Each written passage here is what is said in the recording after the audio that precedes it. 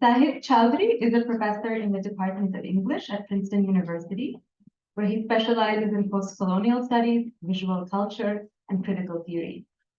His first book, After Image of Empire, Photography in 19th Century India, provides a historical and philosophical account of early photography in India.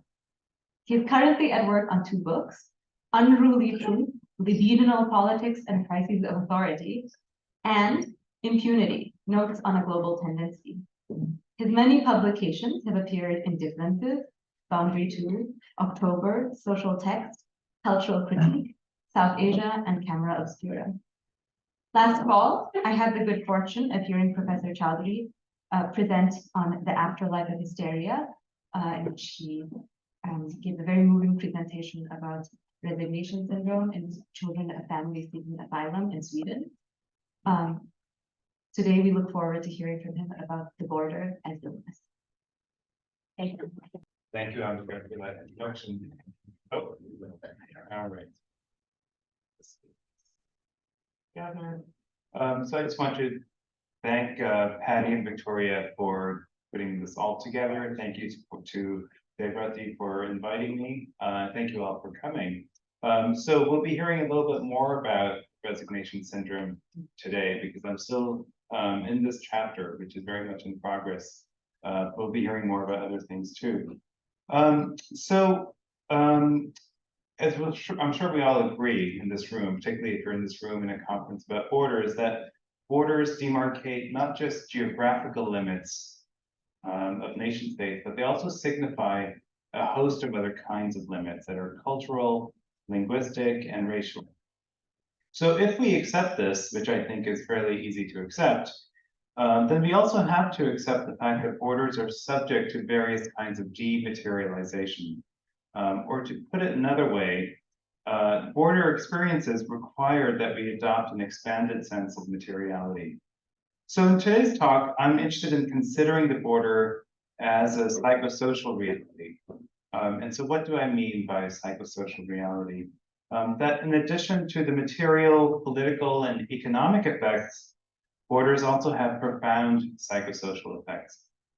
So this has become all too obvious, of course, in recent cultural politics, in which policing the borders of the nation has become one of the grounding rationales for doing violence towards those deemed not to belong to the nation.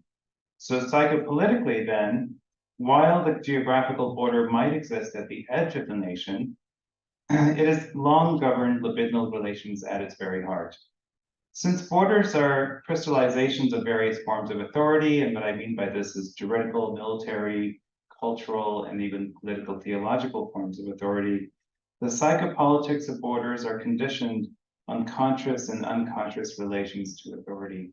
And one of the things I really just enjoyed about Tom's talk was this idea that even when the refugee is participating in enlisting the helper in their representation, the helper involuntarily gets enlisted as well. And it's that aspect of that kind of unconscious interaction that I find so fascinating in how the border crystallizes a form of authority that we actually get interpolated by unconsciously.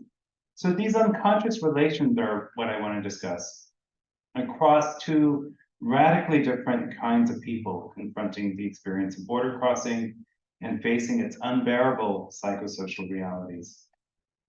So my first sort of case study is going to be victims of what's come to be called popularly the Havana syndrome. How many people have heard of this? Okay, so about half of the room. Okay, that's good. Because I've been immersed in this stuff, I think everyone knows everything. And I've been recently finding that some people haven't heard of this. So the Havana syndrome, the US government agencies are actually calling this anomalous health incidents, and that's what I'm going to use that language. And the reason why is because there's a good reason not to call COVID the Chinese virus, right? And so I don't want to attach Cuba to this syndrome, in part because also the Trump administration, they had a lot invested in doing that. So I just don't want to repeat that mood. But I also think that the phrase anomalous health incidents is a fascinating phrase.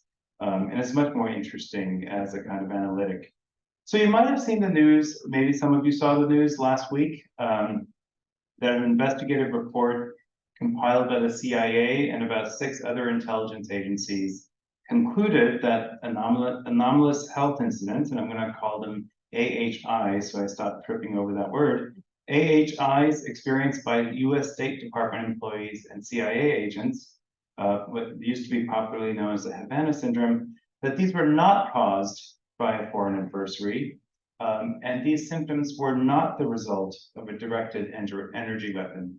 And I'll go over briefly, for those of you who don't know what I'm talking about, what happened in 2016 when this new mystery illness started among US diplomats and spies.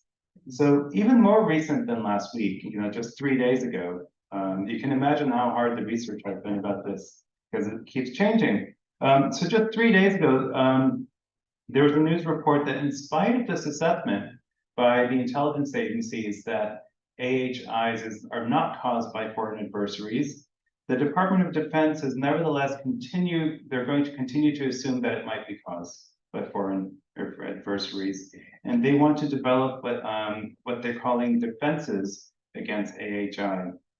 Okay, so just a little bit of background on what this illness is, okay? So a cluster of symptoms that initially coalesced under the name that was called Havana syndrome are the following. So this is what happens when you have AHI.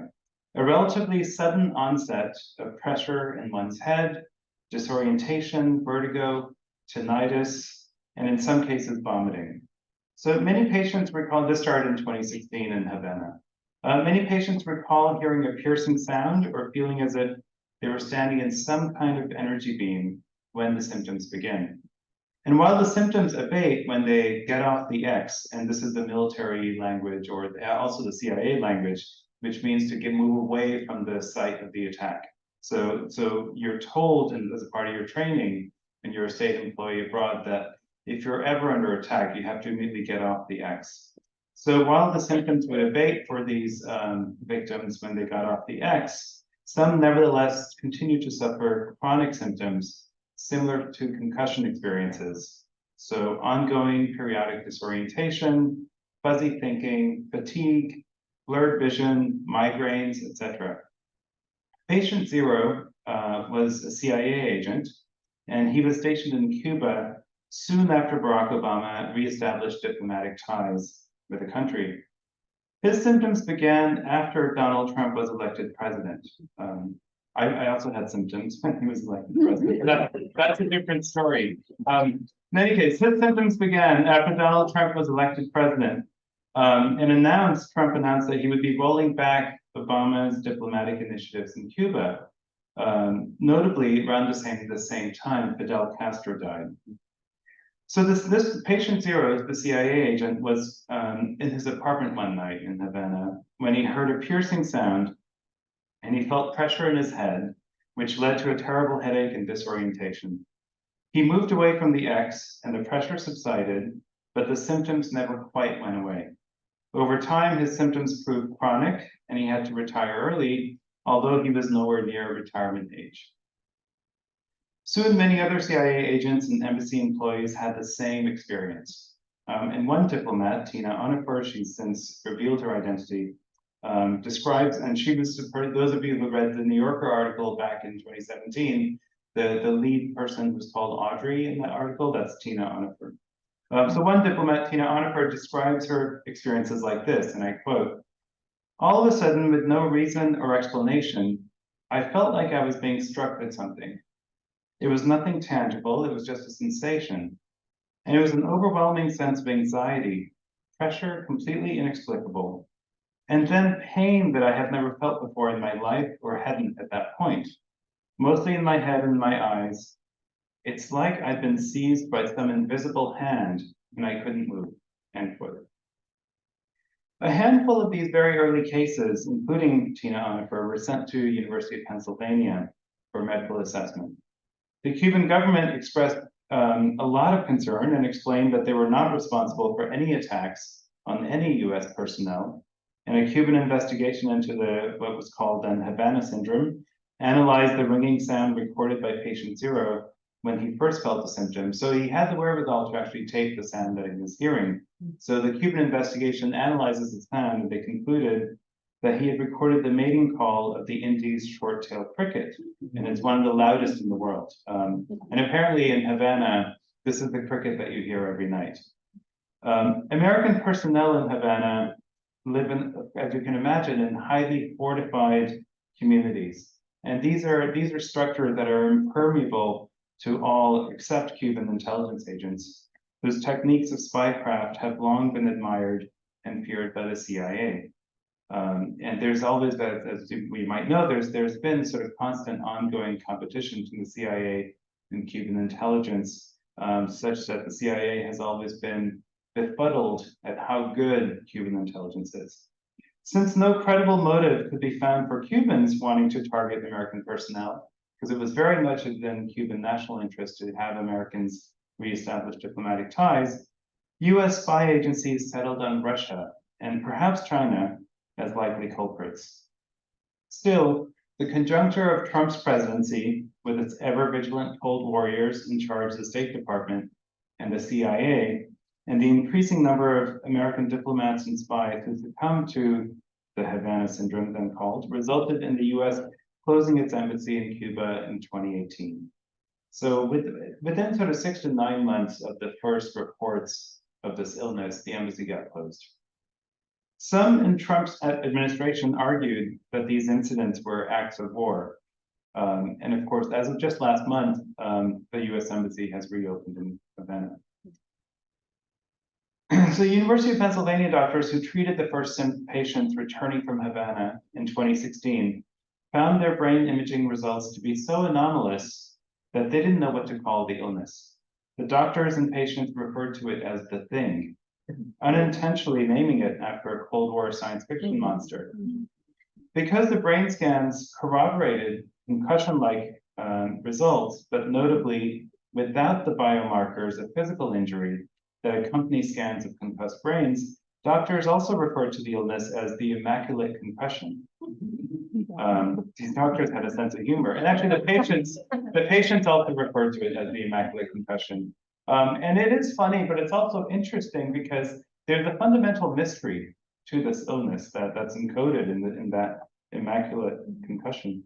In June 2022, the Biden administration granted the employees suffering from the illness upwards of $100,000 to $200,000, depending on the case, $1,000 in compensation, thanks to the Helping American Victims Afflicted by Neurological Attacks or Havana Act, which passed, and this is miraculous, both the House and the Senate with a unanimous vote. Since 2016, Havana syndrome has spread across the world. Okay, this is a problem not unique to Cuba, first in China and Russia, but also to Colombia, India, Australia, United Kingdom, Poland, Taiwan, Kyrgyzstan, Uzbekistan, Austria, and in the US on the actual grounds of the White House. It only affects American diplomats and spies, with some anomalous cases also among Canadian diplomats.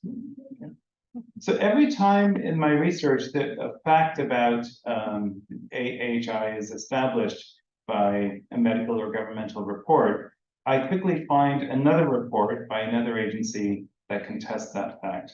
So 7 years after the first cases of AHI, and with over 1,000 people affected, accurate estimates of actually how many people suffer from this are hard to find, because there's a lot that's shrouded first in government secrecy, and secondly, not all doctors can agree that the various clusters of symptoms are all a part of the same malaise. So there's still no medical consensus on how to make sense of this phenomenon. When subsequent medical claims have been made, they were attached with so many qualifications that they can hardly be called claims at all. The only fact that can be established with any certainty is the suffering of the patients. And that's very real, actually, who consistently fail the most basic test of cognitive skill and proprioception. They suffer extreme headaches, tinnitus, blurry vision, and brain fog. The FBI's behavioral unit deemed this phenomena to be a mass psychogenic illness. And this is the only report that stated that. But then they had to retract this report because they were critiqued for relying on transcripts of patient testimony without examining the patient's bodies, which frankly is fair enough. Scientists ruled out the possibility that a sonic weapon, and an initial hypothesis for this was that a sonic weapon is involved, that a sound has created brain injury. But now scientists say that sounds can't do that to the brain, and sounds certainly, a sound that would have to be loud enough to do that to someone's brain would be so loud that other people would hear it too.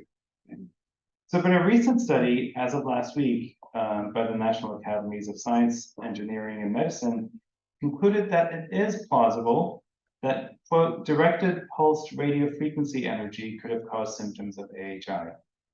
So as it happens, the Pentagon itself has been developing a pulsed frequency energy weapon since the 1990s, and a patent was issued for such a device. So it's the US that could conceivably have such a weapon. But intelligence agencies actually report that they have verified that China and Russia do not have such a weapon. And it's not clear that the US actually has such a weapon, but it's plausible. And that's what I'm saying. The same report that imputes this kind of plausible brain injury to pulse radio frequencies also does not rule out the possibility that this phenomenon could be an example of mass psychogenic illness.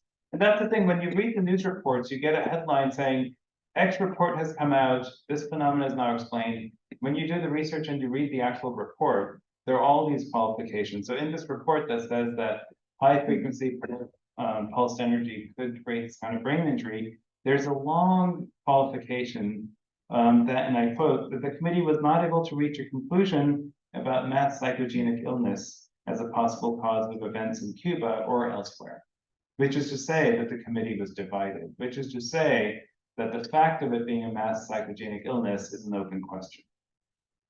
So there is, of course, strenuous opposition among the patients and doctors against the assessment that this could be mass psychogenic illness, because, misunderstanding mass psychogenic illnesses, to them it suggests that the suffering is unreal and simply in the patient's heads.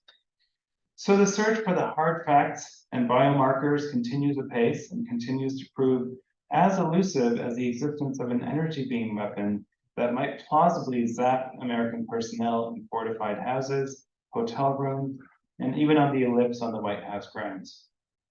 In addition, establishing the facts has proven difficult in part because government agencies operate secretively, even among themselves. Because those afflicted with the syndrome have committed to various forms of secrecy, not all of them are available as for testimony. And also because this illness seems to evade institutionalized medicine. So I'm obviously not a clinician. I'm hardly a clinician, so I can't speak to the etiology of AHI. And even though scientists have not yet been able to determine with certainty what causes the symptoms, it is eminently possible that some combination of environmental or extra subjective cause for it could be found. However, the stark opposition between this physiological and psychological explanations that have structured the public and medical discourse about AHI is untenable. Not only does the psyche inhere among biological channels, but bodies themselves are also, to use Elizabeth Wilton's language, strange matter. That is to say, bodies are not the mere passive and inert matter at the disposal of psychical processes, but they are a symbiotic ally to these processes, often rendering psychic mechanisms wayward or honing them in directions the psyche can hardly control. Since this is the case, symptoms are more than just simple passive ciphers of psychic conflict, but instead they mark a biopsychosocial solution to a given situation. Yet symptoms tend to offer more than what we might have wished for from our solutions. This is because, as Freud noted a long time ago, satisfaction has no necessary relationship to self-preservation. For the American spies in Havana concerned about exposure and persecution, the adversary is invincible because Cuban intelligence is known to be among the most skilled in the world, and shapeless because Cuban intelligence could be a proxy for Russian or Chinese intelligence. With the election of Donald Trump and the death of Fidel Castro in the same year, within the same few months, the opening of the embassy felt all the more precarious to the staff. A mood of uncertainty, persecution, of being under constant scrutiny pervaded their life. Crucially, the persecuting agencies multiplied, alongside the usual foreign adversaries to whom one has to impute advanced powers. One's own government had become unpredictable and could threaten one's professional advancement. The invisible directional energy beam that disables its victims is nevertheless a coveted, and I would say even treasured, figure that preserves the lost innocence of spycraft fantasy and espionage thrillers. It makes available as well the grounding certainty of differentiating between friend and enemy, wrong and right, victim and perpetrator. These are certainties that were once organized for State Department and personnel by the Cold War, and more recently by the so-called War on Terror. The painful symptoms that ensue from contact with the energy beam, therefore, make good on long-held wishes that were also fears: the existence of advanced weaponry, an exit from persecution anxiety, a call to the authorities for protection and care. All of this is tragically and painfully all too real, and the body suffers for it. So the real distinction to be made is not between psychological or physiological origin of illness, but among the capacities of the body itself. Hysterical symptoms can affect transformations in the body that exceed ordinary anatomical capacities. This is so because the anatomical body and the hysterical body behave according to different logics and different processes. According to Freud, and I quote, "The lesion and hysterical paralyses must be completely independent of the anatomy of the nervous system. Since in its paralyses and other manifestations," this is still Freud, "hysteria behaves as though anatomy did not exist, or as though it had no knowledge of it," end quote. Hysteria, in other words, remains ignorant of how the anatomical body, an assemblage of muscle, ligaments, nerves, and blood vessels, is actually arranged, and what kinds of pathways and signals are required for its function. And I quote Freud again, "It takes the organs in the ordinary popular sense of the names they bear. The leg is the leg as far up as its insertion into the hip. The arm is the upper limb as it is visible under clothing," end quote. So hysteria maps the body through experiential, tactile, and visual perceptions, but not through the logics of the anatomical mechanisms of the body. So the hysterical body coincides at certain conceptual points, that is, with the anatomical body, because the borders between the psyche and soma are so permeable.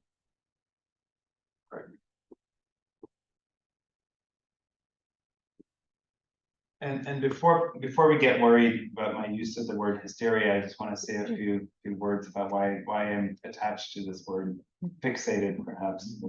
I use the word hysteria advisedly because the diagnosis of hysteria, as we know, has a checkered history. It's repudiated for being imprecise, and yet sometimes it's reclaimed for its analytical capaciousness. It's critiqued for its very clear misogynist deployment by Freud and also others, and yet it's valued by some feminists for its insights into the shape suffering can take under patriarchy, particularly thinking of Juliet Mitchell's work, and also Elizabeth Wilson.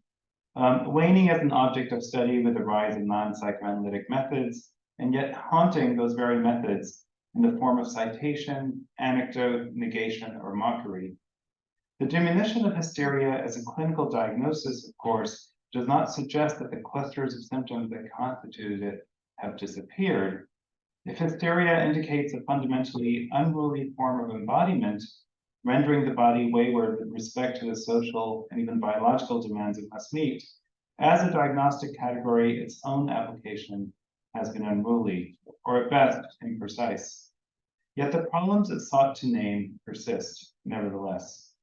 Mass psychogenic illness, functional neurological disorder, and the qualifier psychosomatic all describe phenomena that resemble hysteria. Like the body itself that channels the symptoms of hysteria, the very notion of hysteria in all its modern guises continues to be at the same time the name of a mystery and also the condition for understanding it. So the second one says the word hysteria. It can make people hysterical. And the second even when you don't use the word hysteria, these scientists fall over themselves trying to either argue for that functional neurological disorder is genuinely physiological or purely psychological, etc. So I would like to turn now to a very different manifestation of border illness among children of Swedish asylum seekers that also entailed experiences of anxiety, dread, and persecution. These two populations for whom the border manifests as bodily symptom could perhaps not be more different from each other. On the one hand, we have a largely, but not exclusively, middle-class population, often white, living abroad in comfortable and sequestered environments, protected by the force of law, and often exempt from certain local laws. I'm talking about the US Foreign Services. On the other hand, children living in precarious circumstances, waiting for an asylum decision that will either grant them protection by Swedish law or cast them beyond Sweden's borders altogether. By considering these populations alongside one another, I do not mean to efface the material differences between them, but rather to consider what their symptomatology might teach us about the forms in which the border reveals itself. So on to the second case. This is the resignation syndrome. And my apologies to those of you who heard a part of this in September. In the early aughts, a strange illness emerged among children of asylum seekers in Sweden. The children would withdraw from activities gradually, becoming listless and inactive. Eventually, they had trouble keeping their eyes open, and as the illness progressed, their bodies seemed to give up altogether. They lay back, eyes shut, and reduced to the body's involuntary functions of breathing, digestion, and excretion. So the seeming catatonic state, considered to be fatal unless the child was manually fed, lasted for well over a year in some instances, and longer in others. Frequently referred to as Sweden's mystery illness, this phenomena involved not just the children, but also a host of institutions, discourses, and ideological battles over the soul of Sweden. The cluster of symptoms experienced by the children eventually resolved into a new medical diagnosis of Uppgivenhet syndrome, my Swedish pronunciation is terrible, or resignation syndrome. I'll be referring to it as RS. In the original Swedish, apparently, the name would translate literally to given up syndrome, having given up syndrome. So while the cluster of symptoms did resolve into this diagnosis, into this name, the social malaise in Sweden that I think conditioned the rise of RS remains as yet undiagnosed. Most accounts of RS, no matter what their ideological, scientific, or journalistic commitments, linger in detail over the image of a child in the grip of resignation syndrome. A child either visited by the writer or gleaned through doctors' accounts. A boy unresponsive to the doctor applying pressure to the fingernails, this is a common test, or a girl whose vital signs show no fluctuation even when her bare stomach is exposed to contact with ice. The lack of the body's response to intubation, the stillness of mere breath, these are all characteristics of what doctors describe. There may be no better somatic mimicry of the meaning of detention in its root sense, detenere, to hold off or to keep back. In the grip of resignation syndrome, life itself is detained in its suspension. Severe cases required feeding tubes and constant care. As with the case of AHI, even the facts of RS point to additional mysteries. For example, it has puzzled clinicians and researchers that experiences of war do not result in RS, because children arriving from Syria never fell ill with RS. If it were a response to trauma, in other words, it's a very different kind of trauma than war. In addition, children from various parts of Africa did not develop RS. Instead, almost all children exhibiting these symptoms came from minority communities in their countries of origin. Roma, Uyghur, Yazidi children seemed to be most particularly susceptible. Their ages range from 7 to 16. The clinical profile of the susceptible child resolved into a handful of correlations, a history of persecution in the home country, which of course, as Tom has described to us, has to be now proven and narrated when you apply for asylum. Your former persecution has now to become evidence. Acute trauma within the family before arrival in Sweden, and the loss of hope stemming from the denial of asylum status in Sweden. Scans showed that the children were conscious, but yet they remained unresponsive to stimuli. And this is one of the reasons why a lot of sort of moderates and right-wing people in Sweden thought the kids were faking it, because the scans show that they're conscious. The truth of the children's symptoms was already encoded in the diagnosis resignation syndrome. In the face of psychically insurmountable difficulties, the children's bodies gave themselves up altogether. Treatment entailed training the families on the protocols for tube feeding and other such care tasks, and recommending that the family ensure, and this I find so strange, recommending that the family ensure a secure, safe, and hopeful a household as possible for the children. So ensuring hope and security is surely an impossible prescription for parents at the mercy of extended juridical processes they can barely control. So how do you fulfill this demand from the state to provide hope for your child in this circumstance? How to make one's refuge feel like a refuge when its environment could turn hostile at any moment? For supplicants awaiting asylum decisions, the border exists as a strangely dematerialized psychical reality, one in which the asylum seeker is cast outside of the border, even if they're geographically within it. As the specter of authority is thus inflated, so are the dread and anxiety in the face of its seeming omnipotence. Some doctors noted that the symptoms were triggered for many of the children upon hearing that the family's asylum claim had been denied. The children, having picked up Swedish faster than their parents, were the first to read the mailed asylum decision. Others reported that this was not uniformly true across all the cases.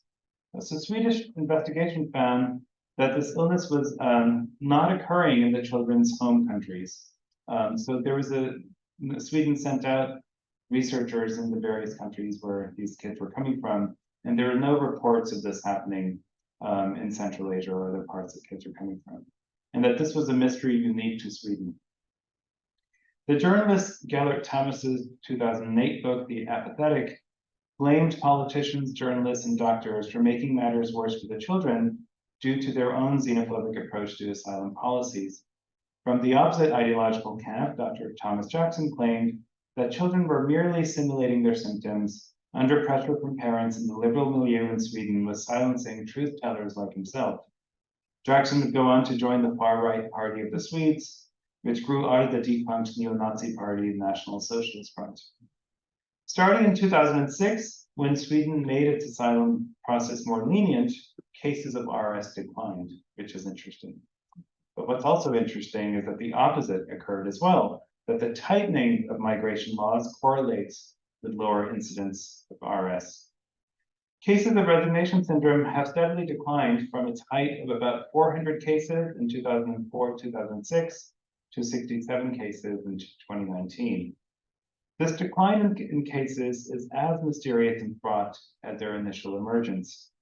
In 2019, a Swedish television station aired an explosive interview with Zahid, a 20-year-old who recounted how she was made to lie down and pretend she was ill. And this disclosure, which was fairly explosive at the time, was taken by some as evidence that all cases of RS were similarly fallacious. The government agencies increasingly began to associate child abuse with RS, that surely this must be an index of child abuse, and really the refugee families are to blame. And to those ready to think the worst of refugees, Anahit's truth-telling became simultaneously evidence of refugee corruption and an occasion to express sympathy towards abused children, while at the same time trafficking in anti-immigration sentiment. The more moderate and centrist voices among this group have sought to raise awareness of child abuse among refugee communities, combining pleas to save the children with a commitment to deport them.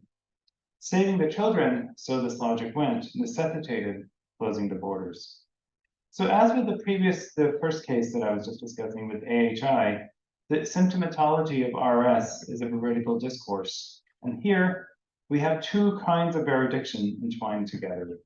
What the symptom signifies in the psychic economy of the child and its family, and what it might signify in Swedish cultural politics. How might one consider the individual's somatic manifestation of psychic distress, the classical understanding of hysteria, as conjoined with the affective displacements of mass hysteria about immigrants and the nature of Swedish national identity? From the perspective of group psychology, they would constitute a single nexus of symptoms. The slippage across the clinical definition of hysteria as a conversion of psychic disturbance into somatic symptoms, and the commonsensical usage of hysteria as referring to mass phenomena underwritten by emotional disturbance and a misapprehension of reality is anything but accidental. Displacement, libidinal pulsion, and unruliness underwrites both kinds of hysteria. This is one of the reasons why I want to hold on to this word hysteria, because it allows me to think not only in terms of individual psychology, but to think in terms of group psychology as well. AHI and RS are phenomena that straddle group psychology and individual psychology. In the case of AHI, the paranoid practices at the heart of secretive spy and diplomatic work results of the assumption of a persecuting agency against whom now all kinds of persecution becomes possible. And this is very central to sort of paranoid subjectivity, that one persecutes the entity you feel persecuted by. The Trump administration, of course, would seize on AHI to roll back Obama's policies it had no intention to honor in any case. So it became a kind of opportunity for the Trump administration. But in the face of a fundamental crisis of authority, such libidinal pulsion for these state employees becomes wayward, and the body assumes as real an attack from an ideal and inchoate enemy. Such are the adventures of paranoid subjectivity as it slides into hysterical symptomatology. Hysteria shares, in any case, an affinity with delusional thinking, constituting an embodied form of hallucination that is even more intractable for having its ideology in the unconscious rather than in a physiological process. The difference between the paranoid and the hysteric, according to Freud, is that for the paranoid, the delusional fantasies have become conscious, while the hysteric suffers from unconscious fantasy, with the bodily symptom being a rebus for a fantasy out of conscious reach. Freud read symptoms as forms of symbolization like dreams, a means for the organism to express and channel psychic pain, conflict, or desire. Language would not dispel the mysteries of the body, but it would become a means for mobilizing the body's own receptivity. The body of the resigned child and the body politic do not have a merely incidental relationship to each other. The drama of integration across the two is a central psychopolitical conflict for the asylum-seeking families as well as for majoritarian politics. So rather than dispel the mystery of the interface between the social and the somatic in these two very different instances of border syndromes, I'm just making up these phrases, border illness, border syndrome, just sort of to try to play with it. Let me know if that works or not, because it's very much in progress.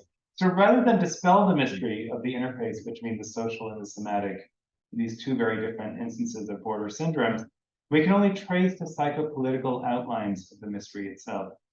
To find what remains unknown about the body and its receptivity to the social, this mapping of a mystery that might result in more unknowns is precisely how I understand psychoanalytic hermeneutics.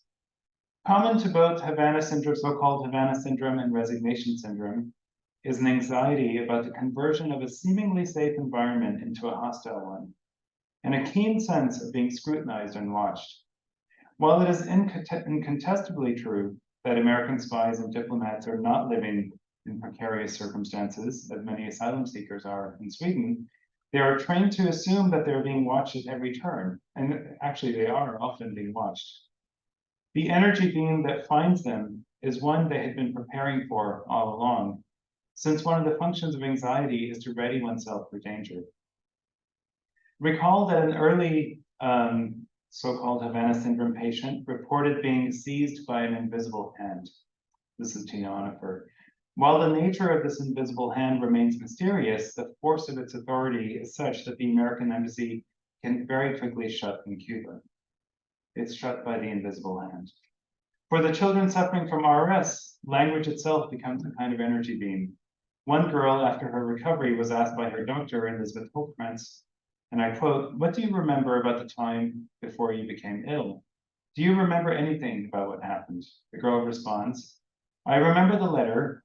This is the asylum decision, the letter. "I read the whole letter, and then everything became a blank screen." So of course, this letter is not mere language, but authoritative language that carries psychological import and performative force. It cast her and her family beyond the border, outside the purview of the law's protection, but crucially within the crosshairs of its force, since the family would be deported forcibly if they did not go willingly. Juridical processes seek to resolve the very social tensions that they must also demonstrate and perform in a protracted manner. This double bind is written into the scrutinizing procedures of asylum cases, which assume that the subject before the law has something to hide. And to that end, I think they're exceptional within law to assume that the subject has something to hide. Asylum processes, by their nature, are adversarial, oriented towards disproving the cases presented in the application, and they often extend over many years. When right-wing critics accuse the children of faking RS under pressure from abusive parents, they are correct about only one thing, that these symptoms ensue in relation to some authority. It's just not, it may not quite be the parents is the point. Insofar as the symptoms of RS are like a dream rebus indicating a wish fulfillment, it meets the requirements of multiple and conflicting wishes, some originating from the child and others from the world. In the feat of literalism, perhaps only possible by the body, the child escapes their intolerable situation. The in-between state of detention and habitation in which the family had been living converges now in the child's body that mimics that very reality. In the face of a hostile environment, the body resigns itself fully to care. Interestingly, asylum-seeking children who are in Sweden without their families, they tend not to develop RS. The child obeys the asylum decision and the wishes of those who would have migrants leave the country and goes away. RS is a form of somatic compliance, subjectivation, and breakdown all at once. Falling into RS is an exit from the situation and an extreme embrace of it at the same time. In addition, asylum processes can lapse into outright persecution. And even if they don't, the ever-present possibility that asylum will be denied attaches a persecutory element to routine asylum procedures. Like the contradiction encoded in the new practices of so-called humanitarian detention, and some of you in the audience have written about this, these new spaces of humanitarian detentions or shelters that are detention centers, the persecuting scrutiny entailed in asylum processes is the very condition on which state authorities might grant freedom. The child's presence cannot be metabolized by the social world that surrounds it. So RS is an emblem of the failures of assimilation, integration, and juridical liberalism.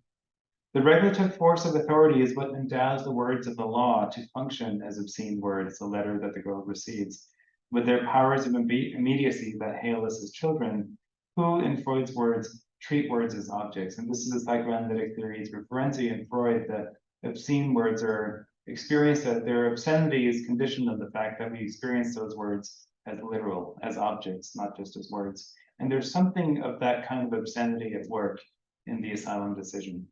So RS stages denial, rejection, and retreat precisely as a form of compliance to authority, resigned to the omnipotence of weaponized words. Its mystery is that of a mystical form of authority that must persecute in the guise of protection.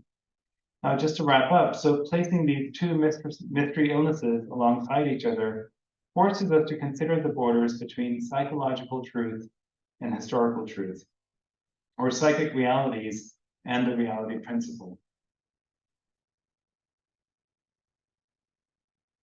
And a lot of the book that I'm working on right now is about exactly this relationship, how the reality principle can either be evaded or somehow negotiated through psychic realities.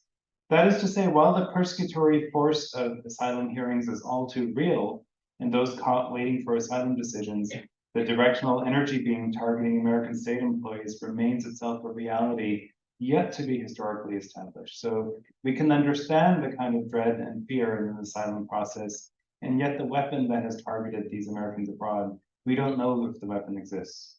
Okay, so there's a difference between these different kinds of realities.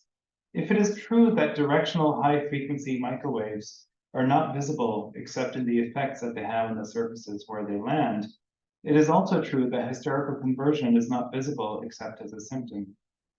The deep mystery of the so-called Havana syndrome lies in the fact that a group of highly protected, juridically fortified citizen subjects, backed with the force of one of the best funded armies in the world, feel vulnerable to weapons that may or may not be possible to build, given current scientific constraints.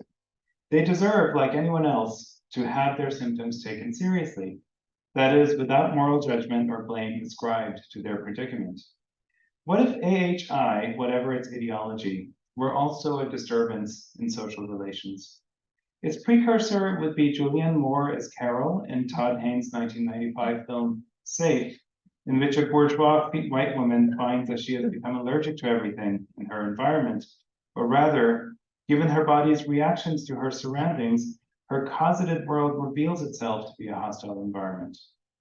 From the menace of a gluten sensitivity to the threat expressed by the Great Replacement theory lies a wide spectrum of illuminating and instructive symptoms, reactions, and libidinal attachments.